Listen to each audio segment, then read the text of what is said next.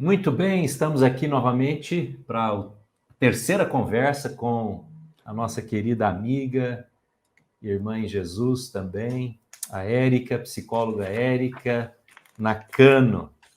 E tem sido tão bom, Érica, conversar com você sobre os dois assuntos iniciais, no que diz respeito às práticas para a espiritualidade, que você propôs quando esteve aqui na nossa igreja, em Presidente Prudente, há pouquinho mais de um mês, né?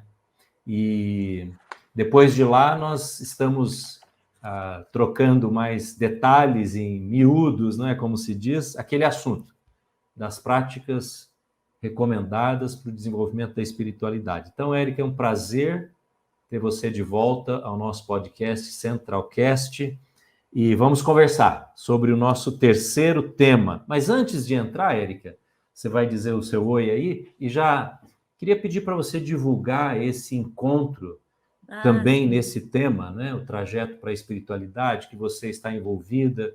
São, na verdade, dois eventos, né? Online, inclusive, um deles. Sim. E eu quero pedir para você fazer a divulgação e dizer como que a gente pode chegar para participar nesse encontro. Tá bom, que legal estar aqui de novo com você, Evandro, com vocês daí da igreja. É sempre uma alegria muito grande rever vocês, pessoas que eu amo tanto. Sim, Evandro, esses temas que a gente trabalhou aí na igreja, quando eu estive aí, né, naquele domingo, em agosto, nós falamos sobre algumas práticas que isso tem estado em gestação, outros projetos, né? E agora, na segunda-feira, dia 26 de setembro, nós vamos iniciar uma primeira jornada meditativa online. Eu tenho comentado, né, Evandro? Comentei quando eu estive aí, conversamos nos nossos encontros anteriores. A minha iniciação, se assim eu posso dizer, foi com leituras e depois com uma vivência de um retiro de silêncio de 6 dias. Mas a gente tem percebido que esse formato, ele às vezes não é tão acessível para várias pessoas, né? Então, nós estamos tentando cada vez mais, é um projeto que tem nascido eu e uma outra amiga psicóloga do CPPC, do Corpo de Psicólogos e Psiquiatras Cristãos, nós vamos fazer uma jornada meditativa, que nós vamos apresentar esses 4 temas, esmiuçar bem mais, e além disso, nós vamos estar proporcionando alguns exercícios práticos para durante aquela semana. Então, essa é uma primeira jornada meditativa que vai começar agora, logo em seguida. E a outra, eu estou como professora colaboradora, não é um projeto especificamente meu, mas vai ser o nosso último tema, né, Evandro? Que vai ser mais a ligação da nossa relação com a natureza, a contemplação da natureza. Então, vai ser um outro curso de 4 finais de semana online, 4 sábados, duração de 1 hora e pouco, sobre o tema Bíblia, natureza e nós. Então, uma base bíblica bem... E essa intersecção com a própria psique, quem está conduzindo é a Karen Vondrasek, uma irmã querida nossa. Olha, quem quiser mais informações, para a gente entrar logo no nosso bate-papo hoje, pode entrar no meu Instagram, é @EricaFMNakano, do jeito que está escrito aí, só não tem o psi, @EricaFMNakano. E quem também precisar do meu contato, você tem à disposição, pode ir à liberdade de passar. Ótimo. Nós também queremos que você tenha liberdade, todas as pessoas que estão nos participando, de perguntar, às vezes na própria rede social da igreja, e a gente vai ter alegria em indicar isso para você e passar os dados desse encontro, né, Érica? Que eu fico feliz que você esteja liderando, participando da promoção desses encontros tão importantes e vitais para a vida de uma saúde da espiritualidade, uma prática né, da espiritualidade. E é sobre isso que a gente está conversando. Já esta é a terceira semana, o nosso terceiro encontro. E nos 2 primeiros, os temas abordados foram a oração, a prática da oração, foi a primeira conversa que nós tivemos, e a segunda, meditação na Bíblia, não é verdade? E hoje Sim. nós vamos para a nossa terceira conversa, que é silêncio e solitude. Sim. Érica, a primeira coisa que eu preciso perguntar para você, solitude não tem nada a ver com solidão, não é mesmo? E Olha, silêncio, e silêncio também não tem nada a ver com ter que ficar quieto num canto. essas são as duas grandes más interpretações. Pois Solitude é. e solidão, nós temos uma questão até do idioma do português. Porque no inglês são duas palavras diferentes, mas existem vários livros, inclusive livros cristãos, que quando se trata de práticas de solitude, quando vem para o português, ela aparece como solidão. Uhum. Agora, a palavra solidão, né, Evandro, ela é uma palavra que ela traz uma carga, porque de fato, na definição, isso existe, ela traz uma carga muito pesada, porque ela tem ali um, um sofrimento psíquico envolvido. Uhum. E raramente a gente vai associar a palavra solidão a algo positivo, né? E a solidão é interessante porque a solidão ela tem um pouco a ver com, ela é fruto de uma desconexão. Eu acho que essa palavra é muito importante para a gente pensar. Tem implícito uma desconexão. E às vezes não, e olha que interessante, porque são palavras que são tão semelhantes, é solitude, solidão, né? Mas elas são práticas total, são duas situações totalmente diferentes. Uhum. A solidão também, eu estou falando da solidão, né? Ela tem às vezes a ver com estado emocional, com sentir-se. É muito comum a gente ouvir, né, Evandro? Você deve ouvir bastante isso também em aconselhamentos, né? Eu estou me sentindo só, eu me sinto só. Mas a pessoa está rodeada de outras pessoas, mas ainda se sentindo só. Uhum. Diferente da solitude. A solitude não tem essa conotação de sofrimento psíquico, pelo contrário, não é uma desconexão, tem muito mais a ver com uma busca de uma conexão. E a solitude, ao contrário desse estado de sentir-se só, ela é um estar de fato só. Uhum. Né? Eu gosto muito de uma frase, eu já citei várias vezes esse autor, que ele é um autor muito importante assim para mim, aquele pastor Richard Foster. Ele define a diferença, eu acho muito bonita essa definição dele. Como ele diferencia? Ele fala assim: a solidão é o vazio do lado de dentro. A solitude é esse interior preenchido. Uhum. Então, são coisas totalmente diferentes. É verdade. Você deve receber pessoas que se sentem só, né? Aham. E você também Eu, deve perceber pessoas que às vezes se retiram por um tempo para estar só. sim. Me parece que Jesus retrata essa diferença, né, Érica, no ministério dele, quando praticava regularmente, conforme os evangelhos descrevem, a solitude ou o silêncio, quando os evangelhos dizem que Jesus se retirava para orar, né? Mas houve um momento no jardim do Getsemane que ele ficou abandonado pelos discípulos, né? Nesse estado triste, a minha alma está muito triste, né? Fiquem aqui, vigiem comigo, mas os discípulos não ficaram. Aquilo foi solidão, foi abandono dos discípulos, né? E Jesus revela isso. Então, a prática da espiritualidade tem a ver com estar sozinho intencionalmente para ouvir Deus, é isso, né? Para Sim, ter sim. tempo de oração. Então, como é que você definiria esse silêncio, essa Tá. solidão? Para que ela serve? Qual é exatamente a situação que a gente poderia chamar de solitude na prática da espiritualidade? E a gente está falando de duas práticas muito interrelacionadas. Então, uma hora a gente vai falar silêncio, solidão, mas porque elas são intimamente relacionadas. Deixa eu começar falando algo sobre o silêncio, que existem, guardem isso do que eu vou estar falando. Existem vários tipos de silêncio. Isso é uma afirmação. Existe aquele silêncio que é uma expressão de tristeza. Existe aquele silêncio que é demonstração de que algo não está bom. Existe aquele silêncio que a gente vê até na Bíblia, aquele silêncio como prudência, como sabedoria, não é mesmo, Evandro? Tem hora que é melhor a gente se calar, né? Existe aquele silêncio na terapia, eu tenho falado sobre isso, as pessoas estão achando interessante. Mas no setting terapêutico, numa sessão de terapia, às vezes existe aquele silêncio que a gente chama de silêncio elaborativo. É aquela hora que talvez você entre em contato com algum conteúdo que você ainda não consegue pôr em palavras, e você está em elaboração.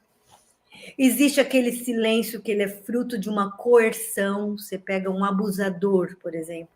Você pega uma família com um sistema familiar muito doentio, que as pessoas não podem falar. Esse é um outro tipo de silêncio. Existe o silêncio respeitoso. Ontem eu estava vendo aquele silêncio cerimonial. Quantos períodos de silêncio teve nas diversas celebrações fúnebres da Rainha Elizabeth, né? Agora, o silêncio que eu estou falando não é nenhum desses. Esse silêncio que a gente tem buscado praticar e que a gente até vê, identifica em Jesus, é um silêncio que nos possibilita escutar melhor. Então, não é um vácuo, não é um vazio, não é simplesmente não ter assim nenhum ruído e nenhum som. Pelo contrário, né? É um silêncio que nos possibilita a escuta. Este silêncio era o silêncio que os monges cristãos praticavam. E eles tinham, olha como as coisas são interligadas, né? Porque eles tinham uma regra. O Henry Nouwen, que é um outro autor que eu gosto muito, ele diz que eles tinham uma regra que era assim: retira-te em solitude, fique em silêncio e ore. Olha, as 3 práticas intimamente ligadas. Então, este é o silêncio que a gente está falando.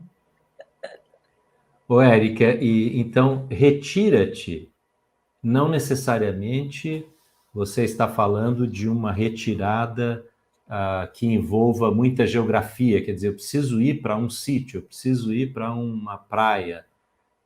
Como é que funciona o encontro desse lugar de retiro para que eu tenha silêncio?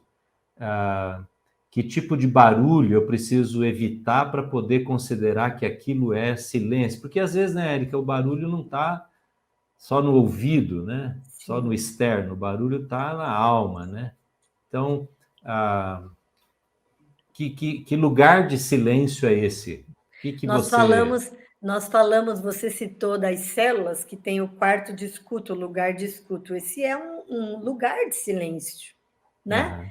Esse é um lugar, ele vai envolver, às vezes, pode ser num lugar distante? Pode ser também, você pode dedicar. O Richard Foster sugere que uma vez ao mês a gente se retira para uma manhã, para um lugar, por exemplo, né? Mas eu tenho tentado, na minha vida pessoal, no meu dia a dia, aplicar esse silêncio em momentos muito pontuais, assim, onde eu estou, às vezes no carro, Evandro, às vezes dirigindo. A gente poderia estar, às vezes, ouvindo algo que também tem o seu lugar. Talvez alguém que esteja nos ouvindo agora está exatamente dirigindo agora, né? Não tem problema, né? Nós podemos encontrar...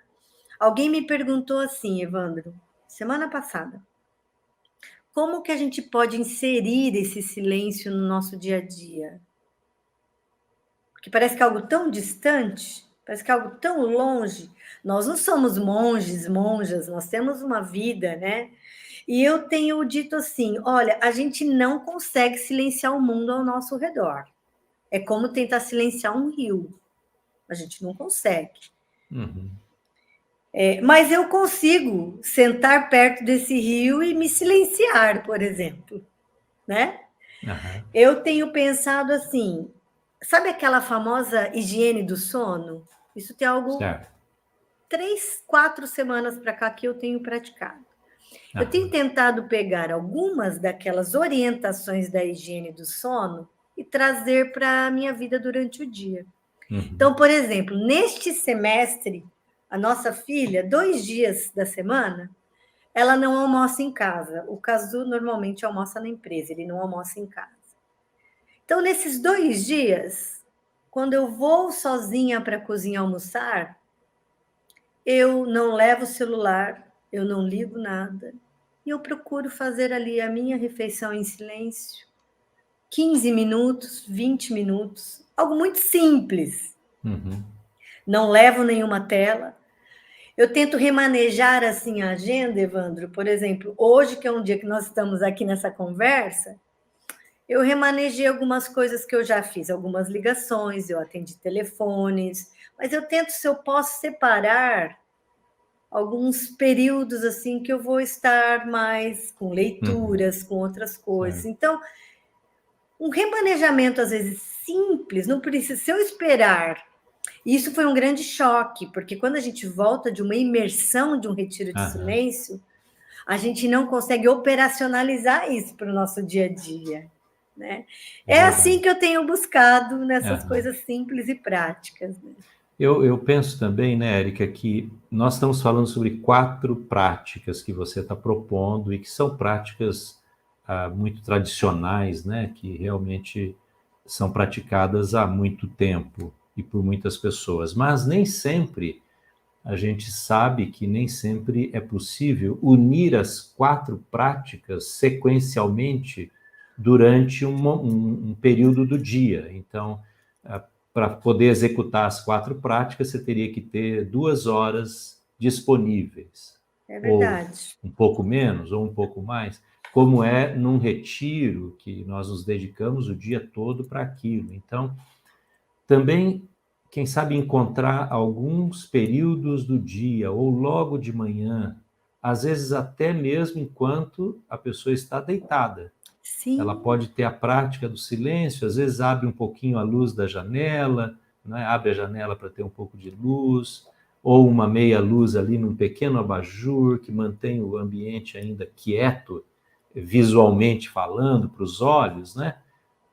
E praticar um silêncio ali, ou depois de levantar, na hora do café sozinho, se esse é o momento de solitude também, não é? Enfim, encontrar ao longo do dia essas brechas onde, num momento, você pode orar, dali mais tarde ou à noite, você pode ter o silêncio para ouvir o Senhor, não é? Falando com você, ou numa resposta ao que você leu de manhã da Bíblia, você para numa outra hora para poder, então, voltar ao texto, mas apenas na mente, em silêncio. Você acha que isso pode ser uma boa alternativa para o dia a dia, né? Não eliminando aqueles momentos mais apropriados e dedicados, como uma manhã num sábado por mês, por exemplo, ou num domingo, ou em outro dia. Mas a nossa tendência é encher o nosso tempo, né, Érica? Você pega, às vezes, preencher. um feriado, né? Que seria um bom tempo para dedicar 1 hora, e é tão bom ter aquele tempo quieto, de leitura, de oração. Aham. A gente já programa sair bem cedo para aproveitar o dia, correndo, ir não sei aonde, e fazer um monte de coisa, né? Esse preenchimento. Nossa, você falou das luzes, Evandro. A luminosidade é algo que tem a ver com a higiene do sono e que a Sim, gente pode aplicar isso em algum momento do dia é também, verdade. É né? verdade. Acho Ela que é é. muito importante, né? Por exemplo, eu Evandro, pessoalmente, vamos ver se você ia falar o que eu ia falar. Continua. é, pode falar. Não, fala você A primeiro. gente aqui em Você é a casa, nossa entrevistada. não, em casa nós não temos luz branca, por exemplo, é só Certo. na cozinha, Sim, né? é verdade. E a gente, às vezes, um abajur, uma coisa, não precisa ser nada Isso, muito elaborado, muito, não. exato. É uma luzinha simples, né? Olha, mesmo que você não tenha um abajur no teu quarto, mesmo que não tenha, se você acorda e abre um pouquinho a janela, ao Isso. invés da primeira luz ser a tela do teu celular, Aham. já dá muita É. diferença. Eu Sabe que... ouvi, Eu ouvi, só falar isso da tela, eu ouvi que um estudo apontando que quando nós acordamos e olhamos para o celular, é equivalente a gente estar num carro que a gente sai de 0 km por hora e já entra a 300 km por hora. É verdade. Eu não sei se eu tenho pena ou que sentimento eu tenho das pessoas que dormem com o celular até a hora de dormir com ele ligado e logo de manhã já pegam de novo, né? Essa é uma... E assim, eu pessoalmente não leio a Bíblia no celular. Na minha meditação eu preciso ter o papel. Essa é uma preferência, mesmo para a leitura de livros, eu sempre procuro ter o livro impresso, porque é muito mais fácil eu manter a minha concentração na leitura da Bíblia e também, falando do silêncio, ter esse aparelhinho tão importante para a nossa vida, mas bem longe naquela hora, né? Porque ele vai nos impedir. Eu acho que pouco tem sido falado dessa poluição sonora que nós estamos e visual, né? É verdade. O celular, ele pode trazer essa poluição visual e sonora para nós, né? Eu escutava semana passada um cardiologista falando, ele gravou um podcast exatamente sobre silêncio, eu adquiri o livro dele, ele é de Campinas, depois no último capítulo eu descobri que ele é um irmão na fé nosso. Ele fala sobre alguns pilares da vida saudável que a medicina tem trazido, como o sono, como a alimentação, e no final ele fala sobre a espiritualidade, e ele cita uma experiência trágica que ele teve. Ele falou: olha, eu vou falar a partir da minha fé, isso não é um proselitismo, vou falar a partir da minha espiritualidade que eu vivenciei, de uma experiência trágica que ele vivenciou com uma filha, ou filha, não me lembro, e como a igreja, as células foram, a família mora longe, foi muito importante. E esse cardiologista estava dizendo da poluição sonora que a gente vive. E que o quanto que essa poluição afeta a nossa qualidade de vida. Ele citou, que você falou do celular, de pessoas que só conseguem dormir com a televisão ligada. E que o cérebro não descansa, né? Não tem aquela pausa. E eu achei interessante, porque nós estamos falando de silêncio, ele cita que esse equilíbrio de palavras e silêncio, ele é como uma musculação, que o momento do silêncio é aquele momento que o músculo descansa para ele poder se fortalecer. Interessante. Agora, Érica, no que tange a espiritualidade, a comunhão com o Senhor, com Deus, a oração, o silêncio você vê como um meio para se ter, para se desenvolver, ou como um fim em si mesmo? É só ficar em silêncio que eu alcanço essa prática espiritual? Não, né? Não. Então, o que eu faço?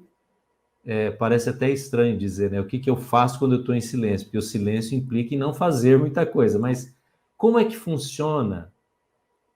Você poderia trabalhar um pouco esse assunto? Como é que funciona a prática da espiritualidade enquanto eu estou em solitude? O que eu preciso buscar alcançar enquanto solitude? Nós falamos que a solidão era desconexão, a solitude eu trouxe a palavra de conexão. Isso. Então, eu acho que o momento de silêncio, de solitude, e isto é uma grande diferença. Deixa eu dar uma pausa, com propósito. A prática do silêncio, o tema do silêncio, ele vem cada vez mais sendo estudado, Evandro, para diversos fins. Certo. E aqui talvez esteja um diferencial de nós praticarmos o silêncio enquanto uma prática espiritual. Porque para nós, a gente silencia, a gente se retira para entrar em conexão com Deus. Não é assim, Evandro, quando às vezes com o teu cônjuge, ou até com um filho que está um pouco mais distante, né? Uma família grande, com vários filhos, aí você sente que um está mais distante. Você não vai procurar ter um tempo sozinho para se reconectar, para aproximar, para ouvir, para falar, para ouvir. Isso é tão comum dos nossos. Às vezes a gente tem com um amigo, uma amiga que está tão distante, né? Ou que a gente só encontra em turma. Às vezes a gente fala, vamos tomar um café juntos, né? Vamos conversar. É esse se retirar no sentido de uma reconexão, de uma intimidade. De uma intimidade, né? Então, não é um isolamento, não é uma desconexão, não, eu vou me desligar de todo mundo, porque eu estou de saco cheio de todo mundo. Não, não é isso. Eu penso que primeiro é um meio, respondendo a tua pergunta, que a primeira finalidade é essa conexão com Deus. E, às vezes, essa conexão com Deus, impreterivelmente, ela passa também por uma reconexão com a gente mesmo e, às vezes, até com outras pessoas. Sabe que eu sei de um caso de uma pessoa que foi para um dia de silêncio, que se retirou e estava com um problema seríssimo no casamento. Você pode imaginar no primeiro momento, ela se retirou, se afastou do esposo dela, desconectou dele? Não, mas naquele dia ela se reconectou com Deus, se reconectou com algumas questões dela, e quando ela voltou para casa, ela se reconectou com o esposo dela. Então, não é uma prática que vai trazer isolamento, desconexão. E a gente sabe, Evandro, que uma espiritualidade saudável, ela tem essa dimensão, eu e Deus, e eu comigo mesma, e eu com as nossas relações sociais, né? É muito estranho a gente ouvir uma pessoa que é muito conectada com Deus, ou se diz que é muito conectada com Deus, mas briga com todo mundo, os relacionamentos estão todos destruídos.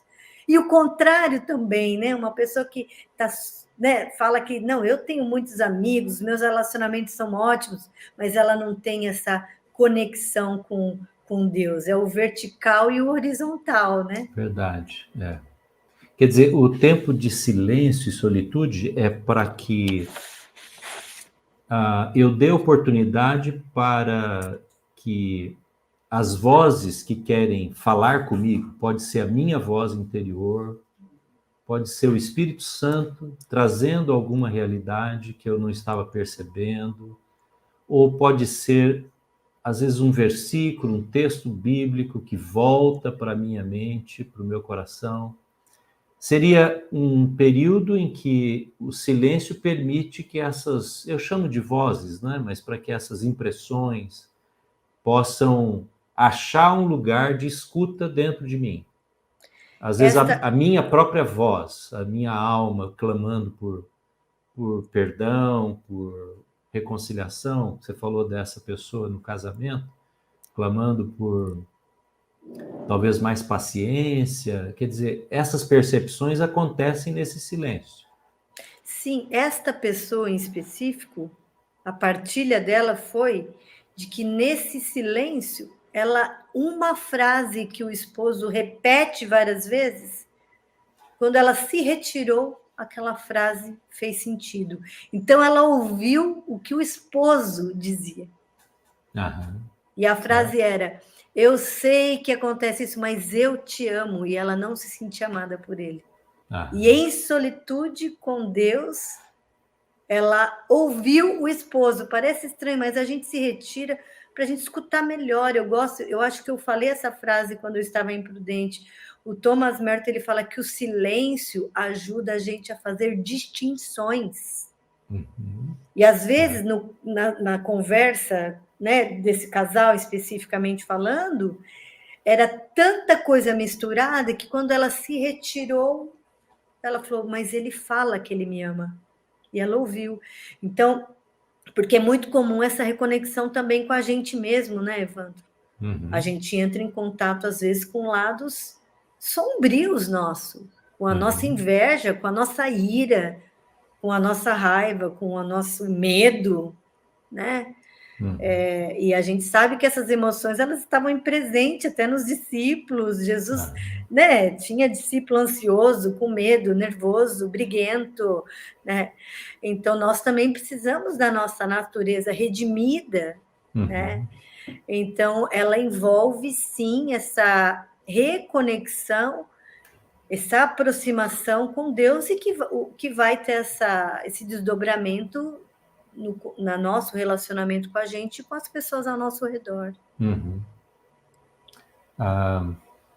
Eu fico pensando nas pessoas, Érica, que têm uma enorme dificuldade por, primeiro, não se verem capazes de suportar o silêncio.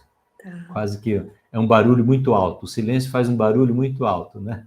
Como se fosse uma carga muito pesada. Pela falta da prática. Conversando com uma pessoa, ela disse para mim, há poucos dias atrás, eu não suportaria passar um dia que fosse num retiro de silêncio, ir para um lugar com esse propósito, né, de não ter ninguém, não ter conversa.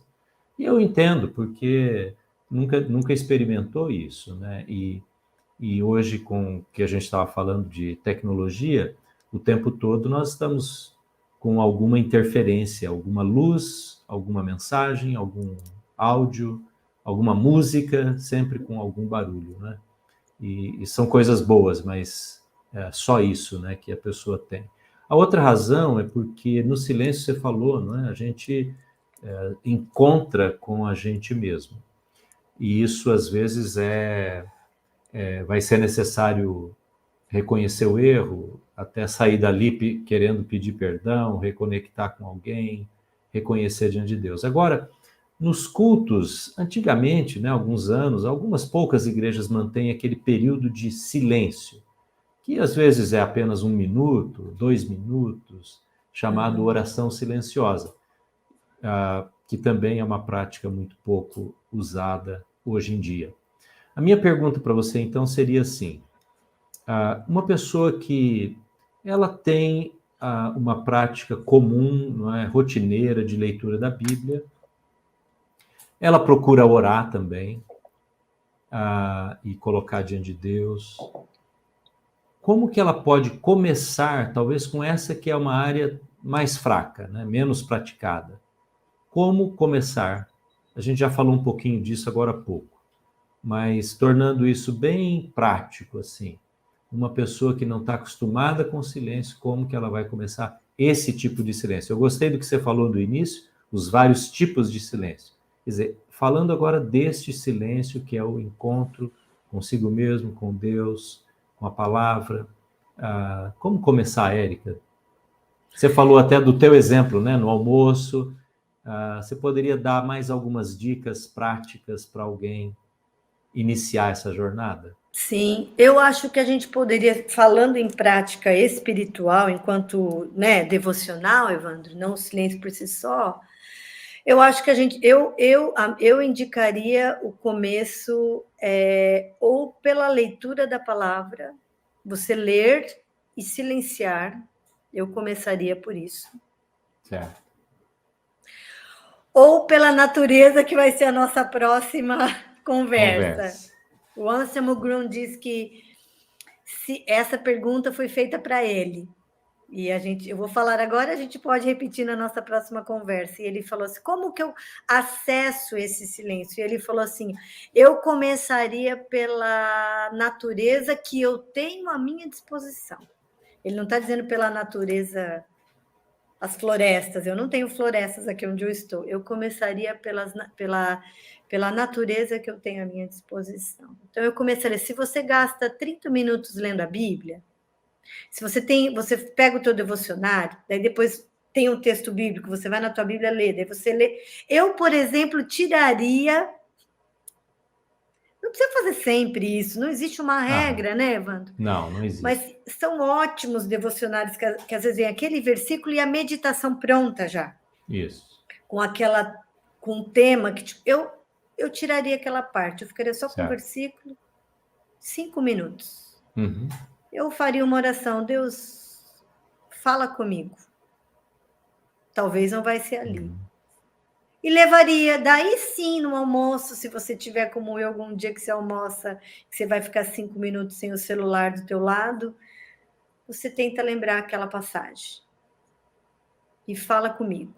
Eu faria algo muito simples mesmo, bem simples. Certo. Você falou de pessoas que têm pavor de, às vezes, ficar em silêncio, né?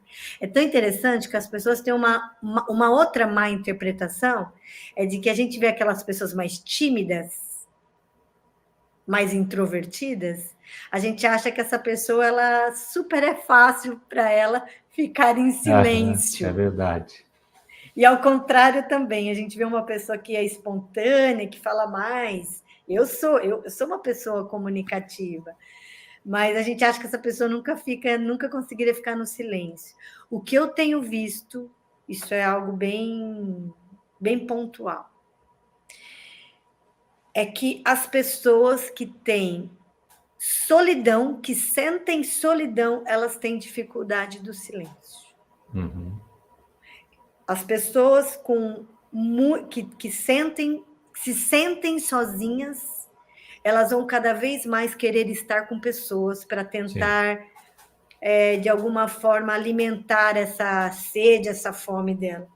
Mas é um ciclo tão doentio, porque daí você fica mais ainda com as pessoas e mais solidão você sente. E falam, esta é a pior da solidão, aquela solidão quando você sente, quando você está rodeado de pessoas e mesmo assim você se sente só, né? E o Henry Nouwen, essa fica já como uma dica. Ele tem um livro que ele atrás, eu preciso gravar o nome, ele aponta 3 caminhos para a gente desenvolver na nossa vida espiritual, na nossa jornada espiritual. Porque ele fala que essa nossa vida espiritual, ela não é um mar de rosas, ela não é ela não é linear, né, Evandro? Nós temos situações da vida, nós temos agenda semanal, nós temos ciclos de vida, né? Uma mãe com um bebê, a gente citou isso, né?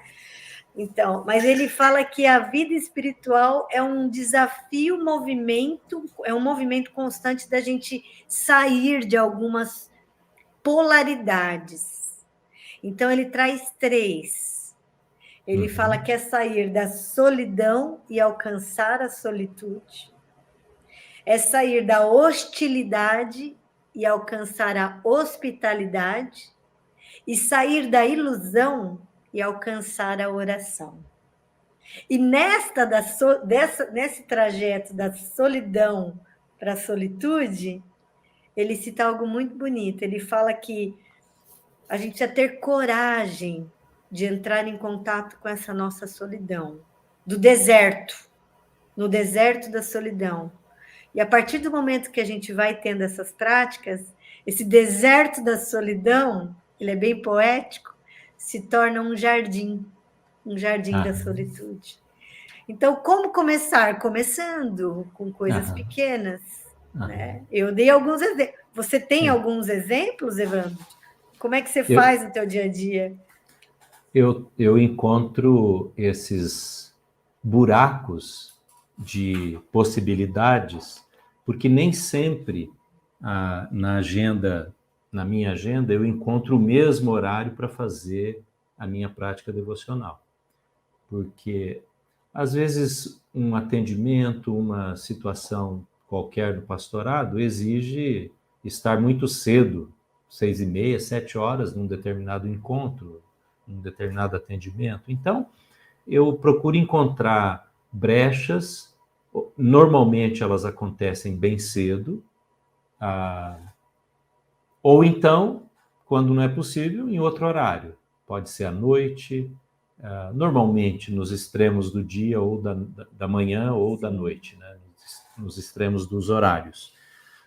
Mas nem sempre são tempos longos de silêncio. Como eu disse, você falou uma coisa importante, né? Que é a dinamicidade do dia.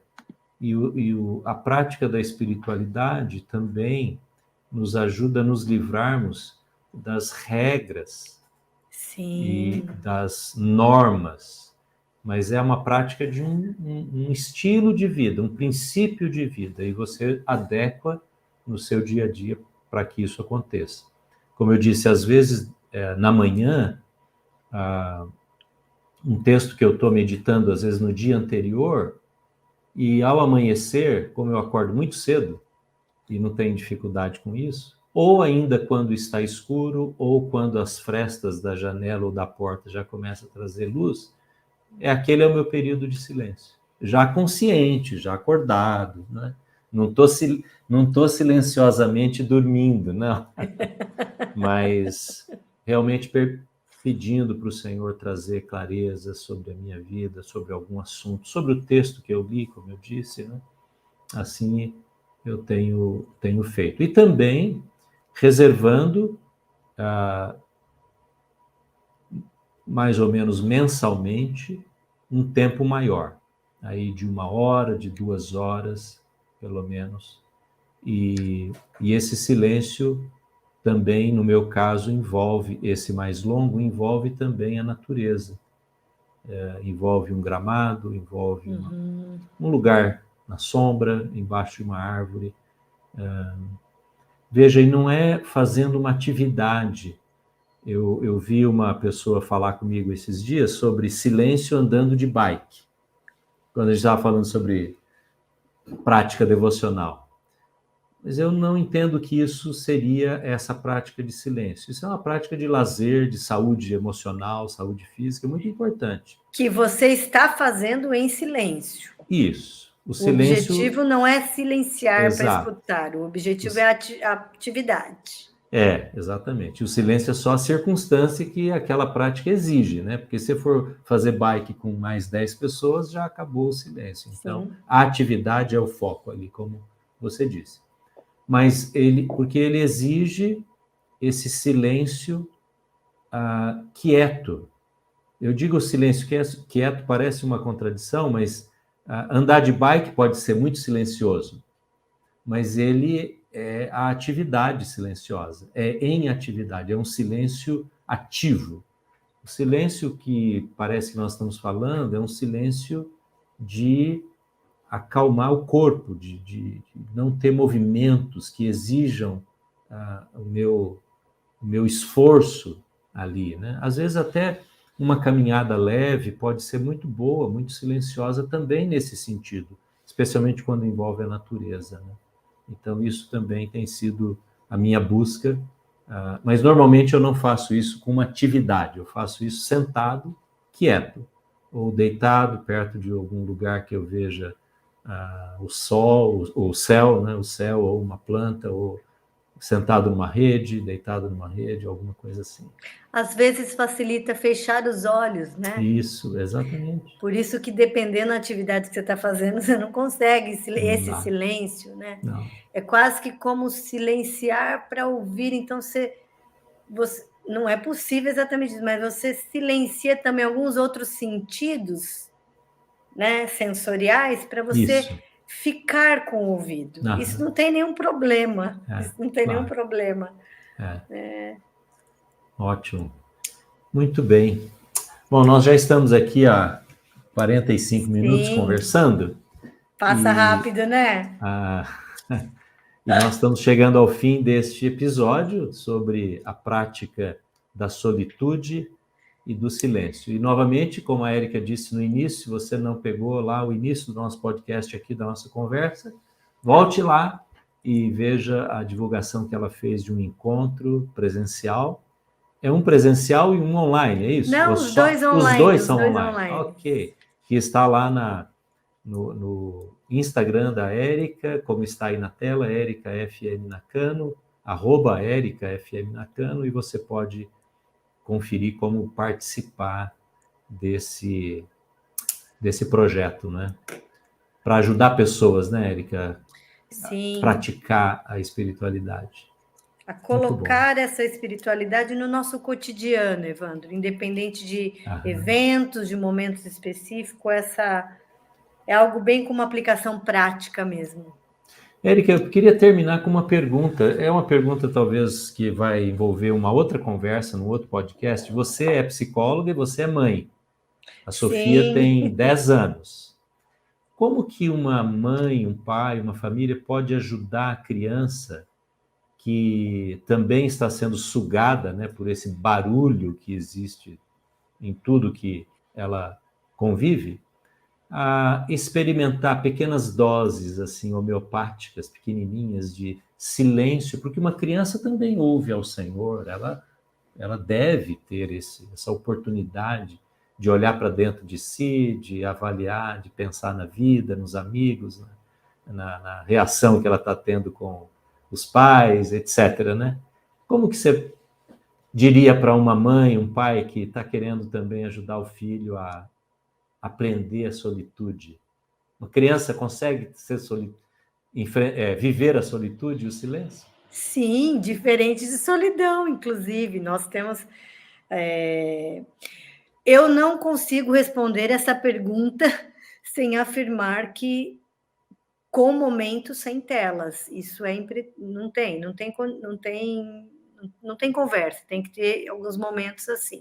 O que a gente percebe aqui em casa, a nossa filha usa tela, né? Mas o que a gente percebe é que às vezes, por exemplo, nós às vezes tentamos aos sábados de manhã nós três juntos, que é o dia que nós não saímos os três de casa, né?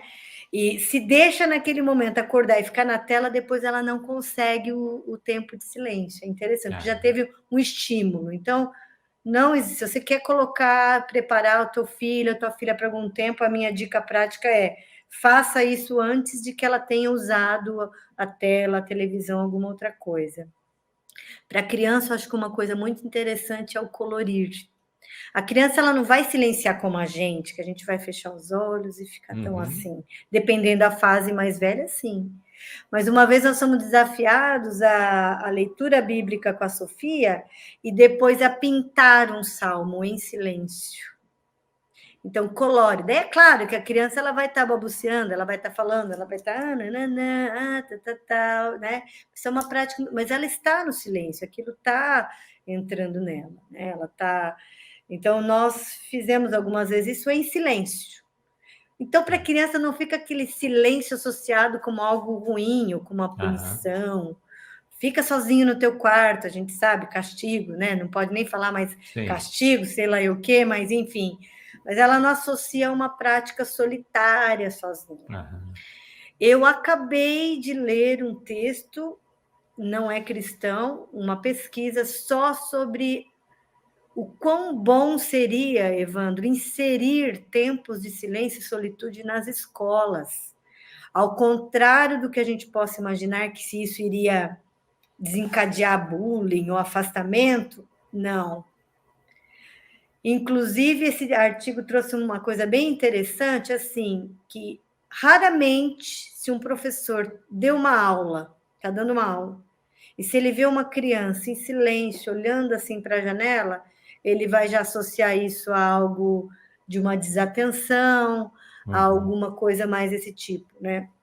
Agora, a gente sabe que quando a gente faz silêncio, a gente também faz distinções, a gente pondera o que a gente ouviu. Então, até se os nossos filhos, ou se eu, ou se você, ou se quem está nos ouvindo, se nós só conseguimos ficar o dia inteiro ouvindo, sendo cheios assim, de informações, e a gente não pondera o que a gente está ouvindo, a gente não elabora aquilo que a gente está ouvindo, que são nessas pausas, isso pode ser muito danoso para nós, essa enxurrada de informações, essa enxurrada de estímulos, né? Então, para a criança, eu acho que é muito saudável. Claro, tempos curtos, mas esta do Salmo é uma dica preciosésima. Pega um texto bíblico, lê, fique em família, em silêncio, e colore. Nesse caso, não é para pintar um desenho pronto, era para... como que você expressa esse salmo? Vai ser flores, vai ser...